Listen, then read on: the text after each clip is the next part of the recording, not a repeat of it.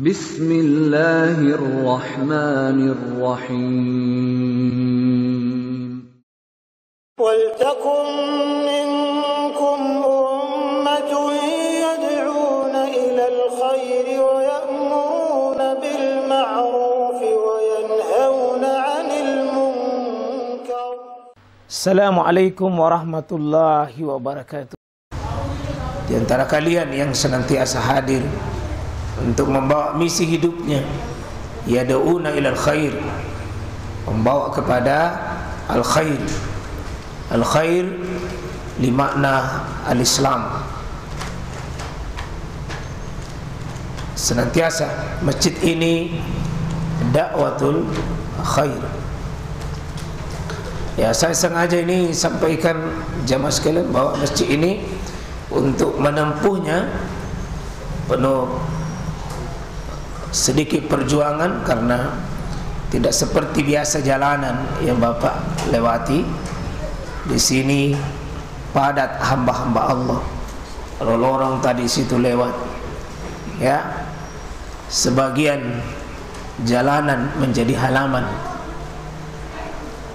Ya, tapi antum tetap saya lihat semangat ini hadir. Ya, bahkan saya tidak bayangkan tadi ini masjid di depan tadi pagi memang baru sampaikan tidak dipakai turun bagian depan. Saya tadi mau parkir kendaraan, ya rupanya qadarullah, jangankan parkir kendaraan orang saja susah. Tapi antum tidak ada yang kecewa dan tidak ada yang merasa menyesal. Tidak ada yang antum merasa putus asa. Tidak ada yang merasa gagal. Tidak. Karena ini perjalanan seperti ini masih kecil. Iya, kesusahan-kesusahan itu sudah biasa. Ya. Yang begini menurut saya pengajian seperti ini itu di situ terasa kenikmatannya. Ya. Terasa kebahagiaannya. Ya. Sebagaimana sahabat menikmati perjalanan dari Mekah ke Madinah. Perjalanan secara fisik mungkin melelahkan, tapi nikmat. Perjalanan yang mungkin berkeringat, kehausan, kelaparan, ketakutan, tapi ujungnya kebahagiaan. Itulah hidup jamaah sekalian. Kadang-kadang tidak selamanya fisik yang kita lihat, tapi kadang sempit-sempit dalam keadaan sama-sama berjuang, justru di situ kebahagiaannya, ya, situ kenikmatannya. Hidup ini tidak selamanya langsung kita ujur sukses sebagaimana Islam yang kita nikmati hari ini, ya sekalian. Itu sahabat berdarah-darah, sahabat hartanya, darahnya, bahkan nyawanya pun. Kita masih sangat sedikit sekali perjuangan kita, pengorbanan kita, ya sekalian. Sebelum saya bicara sedikit tentang Muharram, ya, sebagai bagian dari bulan pertama kita, saya ingin sedikit belajar sosok manusia yang dengan hijrah, dengan iman dan Islam, justru kenikmatannya tidak ada bandingannya, Pak. Kita semua belajar sebuah sejarah, ya, sahabat yang menjadi duta pertama, dai pertama, kaum muhajirin pertama dari Mekah tiba di Madinah. Siapa ya? Mus'ab bin Umair. Mus'ab bin Umair ini remaja, pemuda tampan yang tidak mengenalnya di Mekah. Remaja, pemuda kaya yang tidak ada anak mudi sekalipun di Mekah kecuali mengharapkan pertemuannya.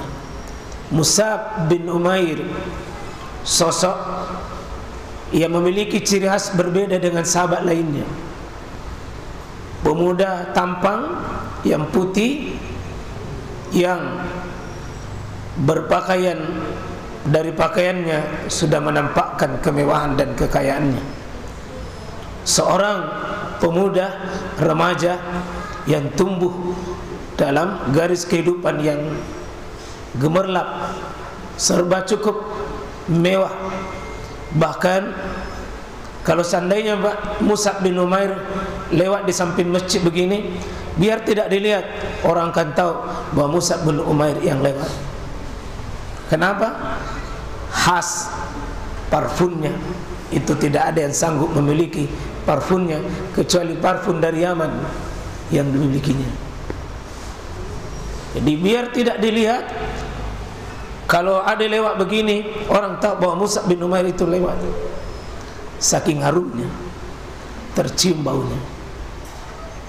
Kalau ada parfum hari ini bermerek internasional, orang cium bau ini mahal, itulah parfumnya kira-kira dulu Mus'ab bin Umair. Ketika dia belum mengenal Islam, dimanja, cukup, serba ada.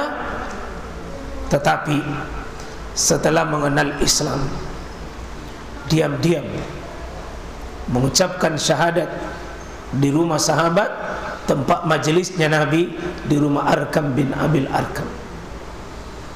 Sehingga kalau sekarang hebat ada namanya sebuah pengkaderan namanya Darul Arkam atau Baitul Arkam.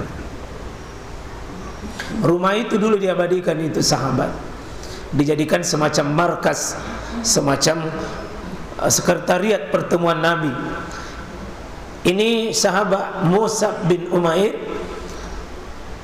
berbeda dengan sahabat lainnya. Biasanya ada sahabat itu, ada yang datang mengajaknya, memberitahukannya. Ini Mus'ab bin Umair tidak. Pernah cuma mendengar sekali Nabi saja menyampaikan sesuatu, langsung dia merespon, langsung dia paham, langsung dia imani, langsung dia amalkan, dan dia haus untuk mendakwahkan. Jadi itu bagus Pak. Sahabat Mus'ab bin Umair, sekali saja dia dengar Nabi tertarik, sekali saja mendengar Nabi dia paham.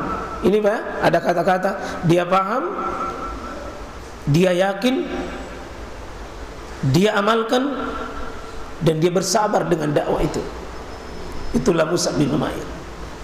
Tidak berulang-ulang, dan dia tidak ragu-ragu. Dia juga tidak tawar-menawar. Begitu dia paham, dia yakin, dia amal, dia dakwah, dia bersabar, istiqomah dengan itu. Mus'ab bin Umair pulang di rumahnya, tiba-tiba qadarullah, ibunya sangat mempertahankan kewibawaan jahiliyahnya. Dia dari garis keturunan yang sangat saleh, sangat kaya, dan dia bangsawannya jahiliyah. Dan ini yang hebatnya keluarganya Mus'ab bin Umair, bapaknya keturunan bangsawan, mamanya juga keturunan bangsawan. Tapi ingat Pak, di masa jahiliyah ada satu rumus. Kalau istri sama level dengan suami, sama-sama bangsawan, di zaman jahiliyah Pak, itu istri boleh ceraikan suami. Itu jahiliyah. Kalau sama-sama levelnya, apalagi di bawah, itu suami, istri yang ceraikan suami. Dan seperti inilah kasusnya Mus'ab bin Umair.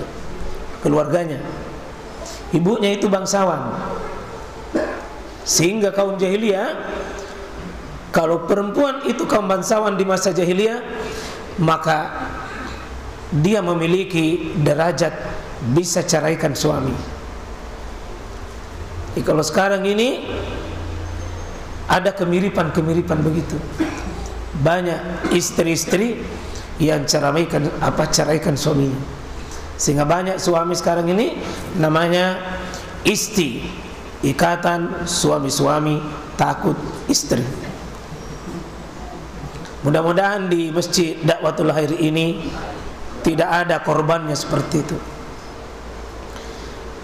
Kalau istri lebih tinggi gajinya, istri lebih tinggi hartanya, apalagi kalau numpang di rumahnya istri, waspadalah. Antum jangan kamu mentala istri yang berkata pore-pore kau lalu yang kusir. Hati-hati Pak. Ada yang suami di sini tinggal di rumah mertua? Waspadalah. Waspada ya. Waspada ya. Secara kewibawaan ar-rijalu qawwamun 'alan nisa itu kurang bagus Pak. Kurang bagus. Kewibawaan suami sulit tertanam jika suami itu numpang di rumahnya mertua. Tidak bagus Pak. Suatu saat Anda akan pasang itu kuku-kuku tajam tak, antum tidak berwibawa. Itu seperti inilah kasusnya orang tuanya Mus'ab bin Umair. Ibunya bertahan, ya ibunya yang paling marah, menampar berkali-kali. Setelah Mus'ab bin Umair ini diketahui dia sudah menerima Islam, meskipun dia dikurung, dihukum tidak boleh keluar, dicabut makanan, semua pakaian, semua kemewahan dan fasilitas duniawi dicabut. Tapi Mus'ab bin Umair mengatakan, dikurung pun saya tidak mempan, saya dipukul pun saya tidak berubah, di penjara pun bagi saya tidak berubah, karena semua sisaan bagi saya berubah menjadi kenikmatan setelah menerima syahadat. Itu yang saya ingin sampaikan Pak. Ternyata iman, ternyata syahadat itu